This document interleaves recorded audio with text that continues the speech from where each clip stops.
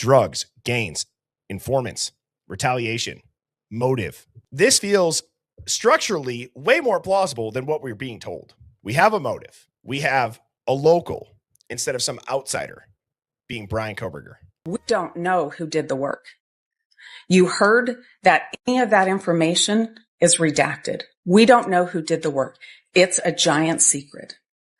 We know that by the time the FBI gets involved, the profile, the text file, that's a snip to use to try to identify somebody is more than twice as big when it gets to the FBI from Othram. We don't know how. I've got an itch I can't scratch, I'm missing a piece that completes a whole part of me, an open wound scar to see. Everybody come here, gather round, welcome to the freak show, the best in town. I think a lot of people are too scared, too bought and paid for, or just too hypnotized by the mainstream news to say the way that one suspect's grocery list and his homework and studies are turned into international news and headlines, while we have another blood-soaked anomaly in that same time window that gets swept under the rug. And I'm not here today to say that I solved the case or the Hive solved the case or other people talking about this individual solved the case. But I'm saying, look at the imbalance. Look at what they shove in your face every day about Bryan Kohberger. And then what they barely even whisper about. If they've whispered, it is insane. His name is Nicholas Mauich. If you followed the Idaho 4 case for a while, you've heard rumblings of his name. As of late, it's exploded. Whether it's on YouTube or Rumble or X, it's all over Reddit and Facebook that this dude has a way more sus night and days after the Idaho 4 murders than Bryan Kohberger ever did. And so we're going to be diving into that today. If you have not hit the like button on your way in, please go ahead and do so. If you want to screenshot this and then after the live concludes, tap the QR code. It'll take you to all the Hive socials, my TikTok, our Discord. We also have a Spotify playlist now for the intro songs after many requests. And again, we have a new merch drop on HiveMindStore.com. We have updated it. Thank you to everybody who has shopped at HiveMindStore.com. I'm excited that we have those up. Now, I have a couple things from the Discord. Then we're going to get into Mauich. This is, I don't know how I haven't really seen this, but Mad Hatter Truth Matters had posted this in the Discord and said, I have always believed this to be the truth. Now, it's a little bit longer, so I'm going to read this all the way through, and then I'm going to go and I'm going to touch on a couple of points here. On the left side of the screen, I have some overhead shots so that you're able to kind of visualize, again, the bird's eye view of where 1122 is. It says, I actually traveled to Moscow, Idaho, King Road, Linda Lane, Queen Road for myself finally. I made my coworkers come with me, and we did some audio testing.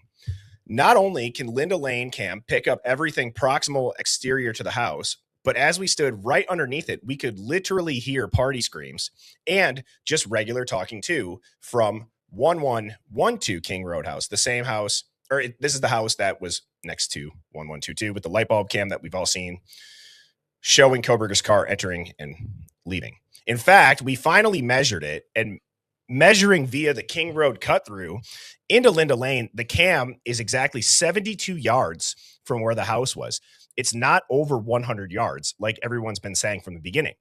We all heard plenty coming from inside the house that was even further away. In fact, the noise coming from there was easily distinguishable too because of the sound tunnel. Me and my friends were even let into the cut-through apartments. We went into the furthest from King Road, which is closer to Linda Lane, and we could hear all the same audio sources even better, indicating that there is no shot in hell that anyone who wasn't asleep that night couldn't clearly hear the urgency and gravity of what was going on. 100% confirmed that all the surrounding neighbors who were not asleep of the night on the night of November 13th, 2022, knew full well the weight of the tragedy taking place. We even spoke to people who lived there and who admitted they heard it, and even claimed that many did call 911 for what sounded like apparent domestic violence getting out of control. One lady told us that the violence she was hearing was so disturbing to her that she actually used a satellite phone she had to contact her friend who worked at Pullman PD to tell them what was going on, and that her previous attempt to dial 911 would not dial out. Other neighbors who didn't hear it told us that they woke up to emergency vehicles already parked at the 1122 King Road house by 3:30 a.m. One resident said she heard clear harassment and violence taking place well before all that, well before 2 a.m. The resident stated that she tried calling Moscow PD but wasn't able to dial out either, reporting the same experience. After that attempt, she called her university official, which is part of the Vandal Watch program, and it went through just fine. They instructed her to contact the university administration and off-campus RA. And yes, there are off-campus resident authorities that are part of the Vandal Watch program. One man who lives on the far end of Linda Lane said that he went up to the roof at around 2:20 a.m. to try and see what was going on. And while he couldn't see 1122 King Road directly, he could see all the other neighbors who lived right next to it all awake and standing outside their homes in shock and horror. He likened it to a string of cars on the highway slowing down to, quote, get a good look at the car accident scene, as an example. That specifically piqued our interest enough to go pursue those neighbors, specifically all the ones closest to the house and all down Queen Road, but none of them would talk to us. We actually noted that everyone we spoke to from Linda Lane were all very interested in the case and open to discussing their testimony from that night, whereas the neighbors on the other side of this crime scene were a very different story. Not only would we get turned away by all those neighbors, but you could see both anger and a lot of fear in their eyes right before they declined to talk. Well, Birdie, if the emergency vehicle showed up, we would see them on the film. Okay. I'm telling you, at least in my gut, editing video and audio to cover up an operation that has all of the three-letter agencies and looping video or finding other clips from the nights in the past of cars driving and putting a fake timestamp on it. Can we stop acting like that would be hard to do? And can we stop acting like that would be out of the realm of the mindset or the possibilities of the people at the top of the FBI or the DOJ would do? And can we also stop acting like it would be illegal for them to do it? It wouldn't be illegal for them to do it. They have national security referenced by a judge. If there's national security referenced, hello, those people could take you to a black site and waterboard you. And publicly, they probably, they've denounced waterboarding. We don't do the torture techniques. Give me a break, dude.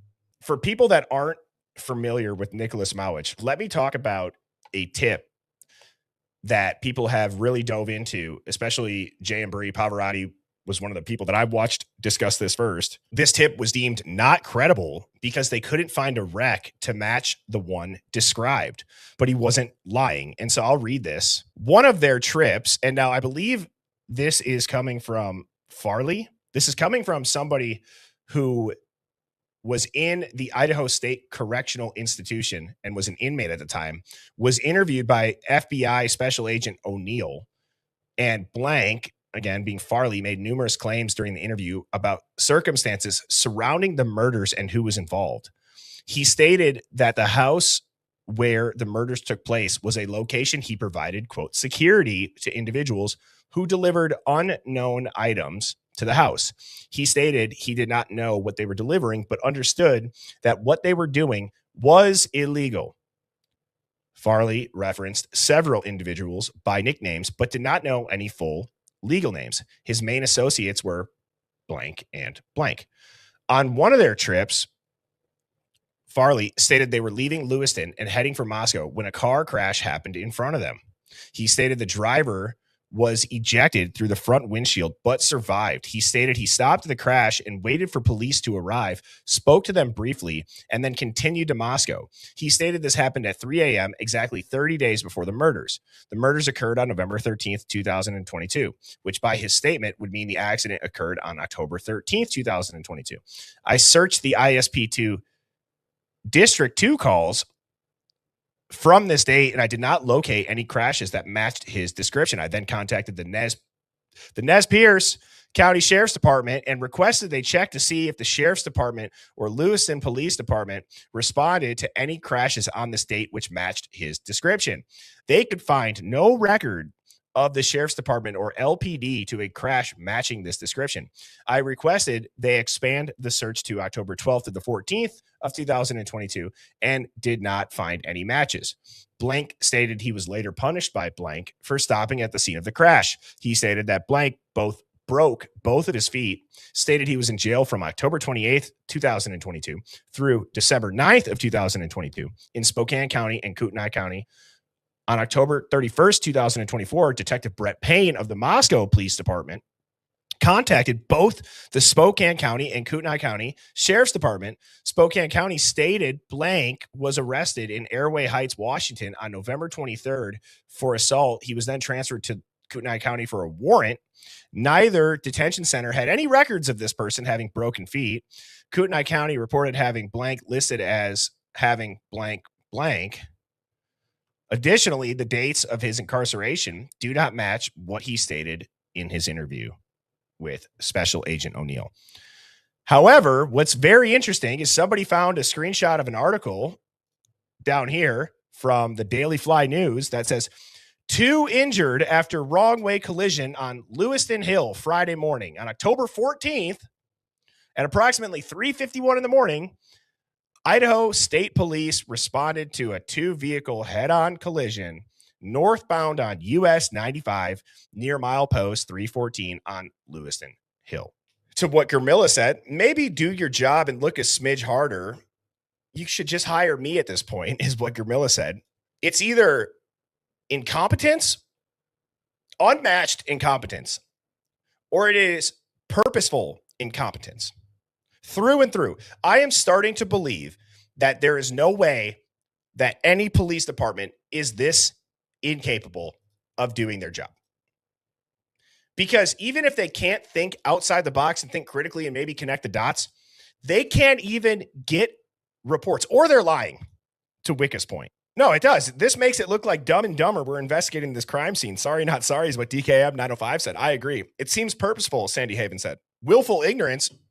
I agree, Boogie Bella. Willful negligence. Love and Other Habits. Batshit crazy. Purposeful incompetence. Karmic retributions in the house. What's going on, Karmic? Says it's small town incompetence, but really it's simple, called controlling the town. I would segue off that and add on controlling the town and controlling the narrative that gets outside of that town. Gurmila in the Discord had responded to Down the Rabbit Hole to Hell, which again, Down the Rabbit Hole to Hell. And really this post in the Discord inspired this stream today, as it's very relevant to what's being talked about in the Idaho 4 case right now with Nicholas Mauich. Down the Rabbit Hole to Hell said Mauich is the most hidden part of this puzzle piece. Gurmila posted this. So this is Mauich's obituary, or it's posted on the funeral home. So Nicholas Mauich was 39 years old when he passed away Saturday, November 19th. So just a handful of days after the murders. He was born and raised in Hoquiam, I don't know how to say that, Washington, and was a resident of Lewiston since 2011. He was a proud member of the, I covered up that name of the tribe, of the Indian tribe, as well as an active member of the Nez Perce tribe. Okay, talks about who he's survived by and preceded in death by, and then when the service will be. What Gurmila found was the MPD continues to partner with the Quad Cities Task Force, law enforcement agencies, and prosecuting attorney offices. Nez Perce, Latah, Asotin, Whitman, and Garfield counties, along with the Nez Perce tribe, Washington State University, and the Washington State Patrol, and the Bureau of Alcohol, Tobacco, and Firearms, to collaborate in the investigation and prosecution of drug offenses in their respective jurisdictions. Hoquiam. Thank you, Zach. Appreciate that. Okay.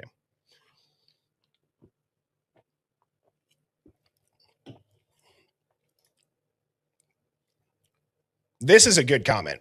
Let's be real. With cops doing their job, even with snitch culture, they would do better. Facts. So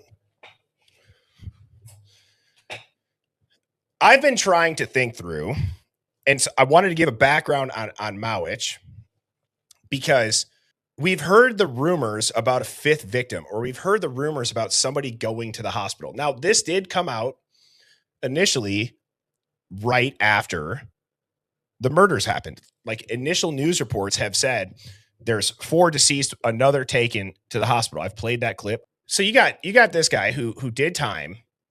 I've really started to wonder, At what point do we consider when Steve G is talking about a lead that he had and that this is a protected individual, potentially an informant, at what point is it Mauich?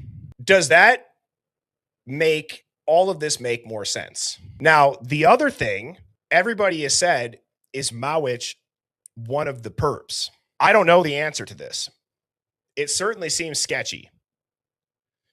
My question is there a way that Mauich was killed for working with the police in trying to figure out the truth of who did take out these kids?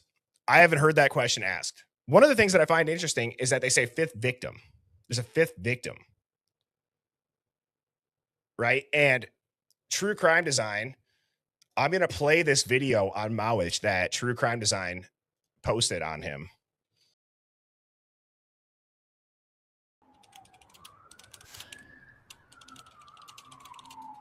November 15th, 2022, Lewiston, Idaho. 39-year-old Nicholas Mauich is found wandering the streets of Lewiston. He's in rough shape, partly clothed and suffering severe cuts and abrasions to his arms and torso. He was taken to the local hospital and later life-flighted to Spokane, where he passed away from his injuries 4 days later on November 19th, 2022. Who was this man? But he also has a criminal history in both Idaho and Washington, including various misdemeanor assaults, battery, domestic violence, and a felony attempted strangulation in 2014, for which he was sentenced to 3 years in Idaho State Prison. According to his mother, he had been sober for the last 4 years, up until the last 2 weeks of his life. His mother reported that on November 8th, 2022, he left the house and never returned. It appears his family hadn't heard from him until November 15th, when he was found with fatal cuts to his upper extremities and torso.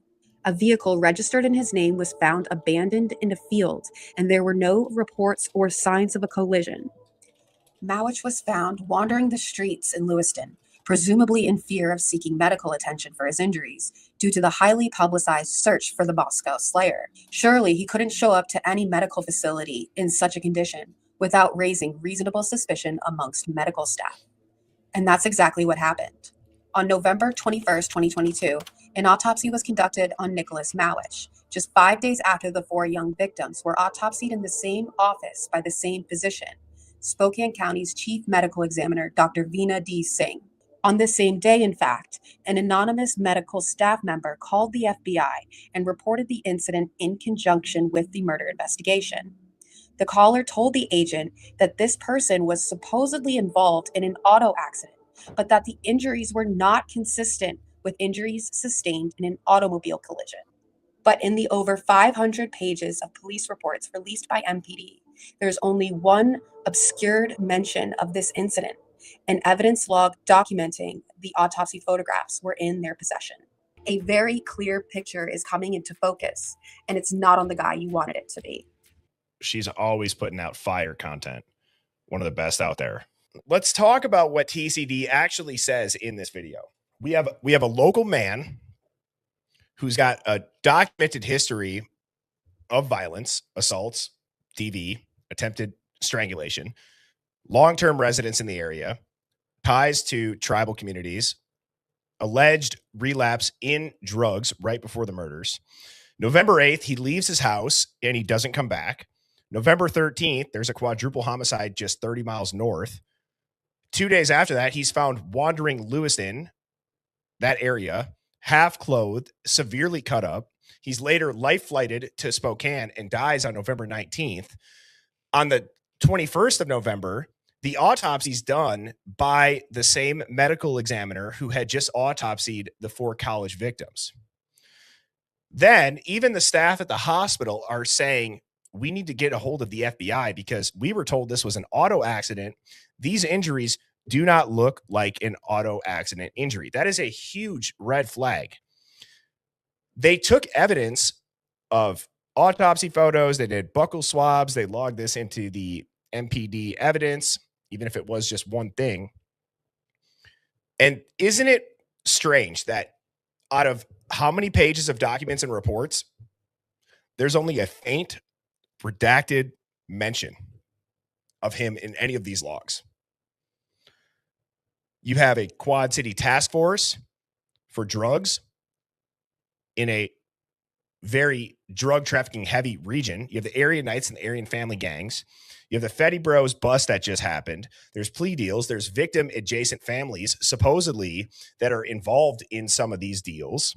To imply revenge or intimidation as a motive is not a stretch. Okay? And when you say dead bodies or dead men don't testify, dead men tell no tales, there's truth to that, right? This isn't just saying, oh, there was a random guy with cuts walking the streets a couple of days later. No, TCD does a phenomenal job of framing him as a piece in a much bigger system and story. Drugs, gains, informants, retaliation, motive. This feels structurally way more plausible than what we're being told. We have a motive. We have a local instead of some outsider being Brian Koberger. Look at this dude's 48 hours after the crime compared to Koberger. Koberger doesn't have a scratch on him, and he's waddling into Costco without a card and trying to get a coffee. Mauich is cut up and life flighted with cuts that don't match a car accident and dies. If you think about this, the lone psycho grad student theory, there is no way that if you were to present this to any investigator, experts, whoever you want, wouldn't look at this, not just as a theory, but yeah, this is way more plausible given the effort that it would have taken to unalive 4 people, the motive, the injuries that would probably be inflicted on the perp, knowing that they weren't asleep. My take on this is the following. Do I think that this makes more sense than the official story with Brian Koberger? Yeah. And I want to emphasize the motive when it comes to this. You've got drugs, you've got gangs, you've got retaliation or intimidation.